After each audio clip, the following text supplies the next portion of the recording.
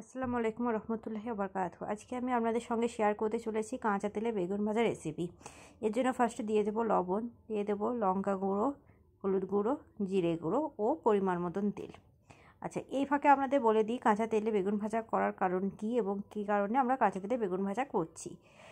এখনকার সময়ে অনেকেরই অনেক প্রবলেম, অনেকেই আছেন যেমন অয়েলি ফুড খেতে চান না, বা অনেকের আছেন হার্টের প্রবলেম আছে কিন্তু এরকম ভাজাভুজি খেতে একটু বেশি পছন্দ করেন। সেই সমস্ত মানুষের জন্য কাঁচা তেলে বেগুন ভাজা রেসিপিটা নিয়ে এসেছি। আচ্ছা, এই কাঁচা তেলে বেগুন ভাজা করতে গেলে তেলটা আপনাকে লাগবে ঠিকই, কিন্তু এটা কতটা পরিমাণ তেল লাগবে না। এইভাবে বেগুন ভাজা করলে অল্প তেলের মধ্যে আপনারা কিন্তু বেগুন ভাজা করতে পারবেন, এবং এটার জন্য কিন্তু এক্সট্রা যে তেলটা লাগে বেগুন ভাজা করতে গেলে অনেকটা পরিমাণ তেল লাগে, সেই তেলটা লাগবে না। তার জন্য এই রেসিপিটা। আচ্ছা, এরপরে বেগুনগুলোকে এপিট ওপিট আমি মাখিয়ে নিয়েছি কথা বলতে বলতে। এরপর আমি তেল দিয়ে দিলাম কড়াইতে। এই তেলটা কিন্তু গরম হওয়া অবধি ওয়েট করব না, যেটা আমরা কাঁচা তেলটা করছি যতটা পরিমাণ পারবেন অল্প তেল দিলেই এটা হয়ে যাবে। খুবই সামান্য তেলেই এটা ভাজা হয়ে যাবে। একদিক হয়ে যাওয়ার পর আর একদিক আমরা উল্টে পাল্টে ভেজে নেব।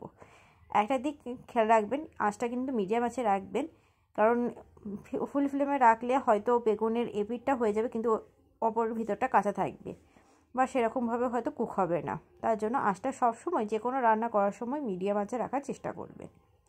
একদিক লাল করে ভেজে নেওয়ার পরে উল্টে দেব এবং অপর দিকটা ভেজে নেব। একটু লাল লাল করে ভেজে আমরা এটা তুলে নেব। এই রেসিপিটা আপনার যাদের প্রবলেম আছে, যারা অয়েলি ফুড খেতে পছন্দ করেন না, বা যাদের হার্টের প্রবলেম আছে, বা যাদের যে কোনো প্রবলেম আছে, তারা কিন্তু এই রেসিপিটা করে খেতে পারেন। এতে সেরকম কোনো অসুবিধা হবে না, কারণ এটা খুবই সামান্য তেলে করা।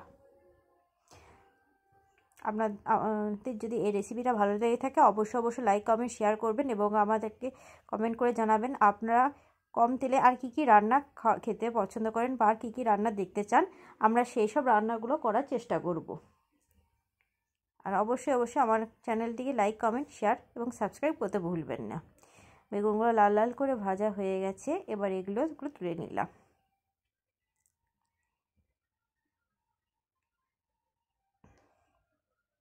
আমাদের বেগুন